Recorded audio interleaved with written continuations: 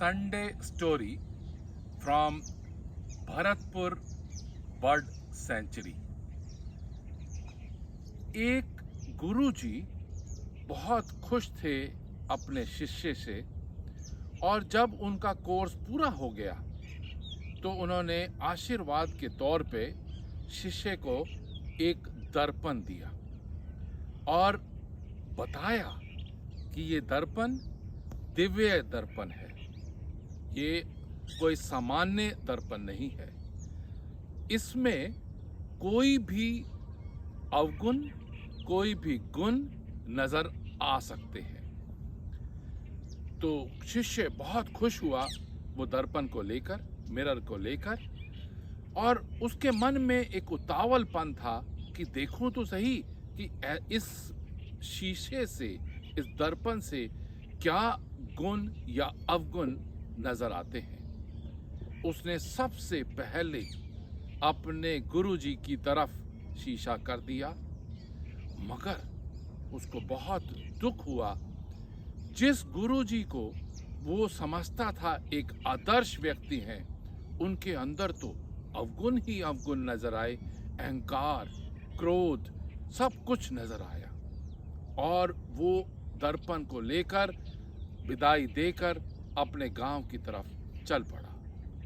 मगर रास्ते भर सोचता रहा, जिसको मैं गुरुजी को मैं इतना आदर्श व्यक्ति समझता था, वो तो अवगुणों से भरे हुए हैं। और मगर रास्ते में उसके बहुत मित्र मिले, और मित्रों से, संबंधियों से वो दर्पण को उनकी तरफ करता, और मगर देखता कि ये तो सभी के सभी दो चेहरे वाले हैं।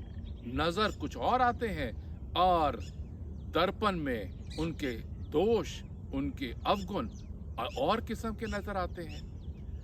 मगर जब वो घर पहुंचा तो उसने सोचा, अब मैं इस मिरर को, इस दर्पण को अपने माता पिता को देखता हूं। क्यों? क्योंकि माता और पिता पूजा तुलनीय थे।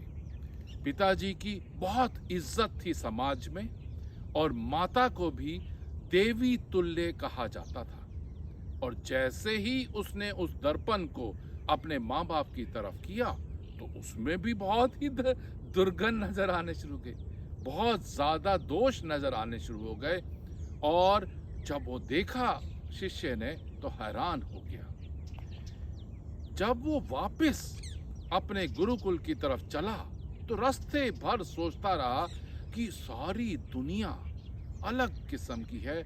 हम तो सोचते हैं कि बहुत ही ज्यादा अच्छे लोग होंगे, आदर्श लोग होंगे, मगर जब दर्पण से देखते हो तो उनके तो दोष ही दोष, दुर्गुण ही दुर्गुण नजर आते हैं। जब गुरुजी के पास वापस पहुंचा उतावल में, तो गुरुजी उसकी बॉडी लैंग्वेज देख के पहचान गए कि ये मेरा शिष्य खुश नहीं आया।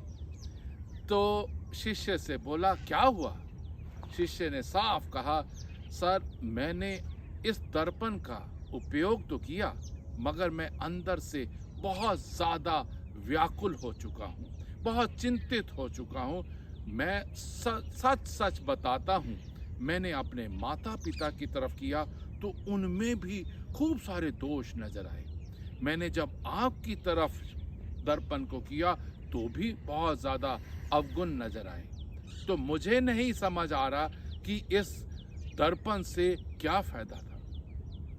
गुरुजी बोले, ये दर्पण तूने बाकी सब के दुर्गुण देखने के लिए इस्तेमाल किया, बाकी सब के दोष निकालने के लिए इस्तेमाल किया। मैंने दर्पण इसलिए तो दिया ही नहीं था।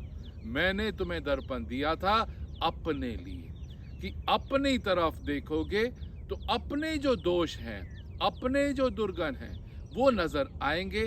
और इतनी देर में, जितनी देर तुम यहाँ से गुरुकुल से अपने घर गए और घर से यहाँ आए, बाकी सब के दोष ढूंढते चले गए।